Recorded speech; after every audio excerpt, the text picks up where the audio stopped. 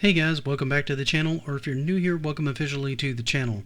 This is a series where I go into odd game accessories or peripherals that developers made to get us more into the game mentally or physically.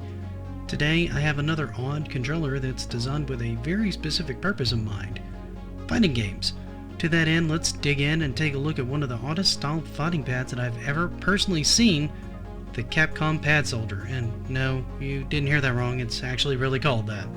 There's no getting around it or denying it that fighting games are a huge part of video game culture, having been around in some form or another from the 1970s and only growing in complexity and diversity till hitting a tipping point where they had an explosion in popularity sometime in the 1990s.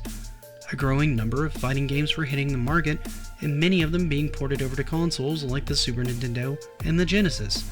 But this is where the problem came in.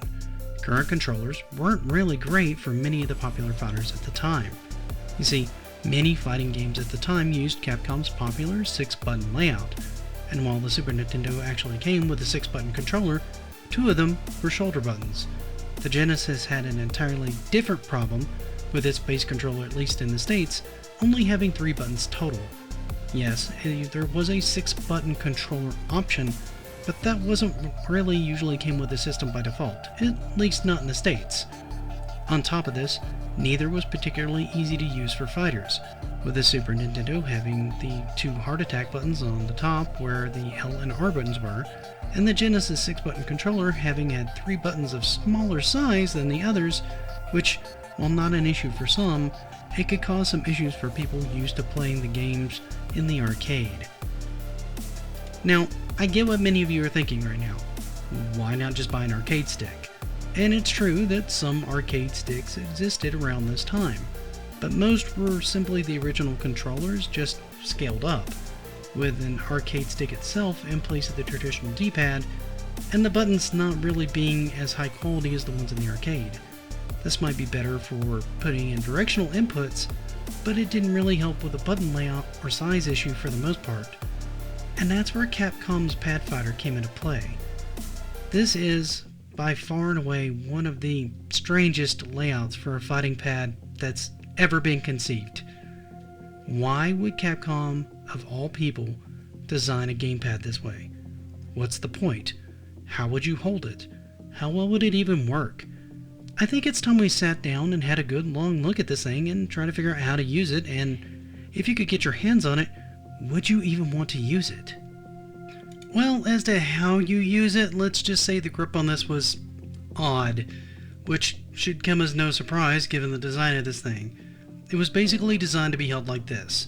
You held it in one hand with your left hand gripping around the grip and then using the D-pad. This would free up your other hand to kind of grip the side, much like you would hold a hamburger. It sounds unintuitive, but this would put your fingers in alignment with the 6 buttons on the face of the controller. If this sounds awkward and unintuitive, trust me, I understand. I never even thought to hold it this way when I had one as a kid either. I would grip it normally and, well, awkwardly, using just my thumb to dance across the buttons, which had the same resistance as a regular SNES pad, which, while responsive, aren't quite as quick and responsive as arcade-style buttons, which made this kind of an awkward and, at least in my opinion, not that great of a replacement, or, well, for even a traditional gamepad or a 6-button option from the Genesis, much less an arcade stick. It's safe to say, given its unique design, this really didn't have much influence in its particular configuration. You could make an argument that the button layout influenced some later controllers like the Xbox 365 pad, but you could also argue a standard arcade configuration did that as well.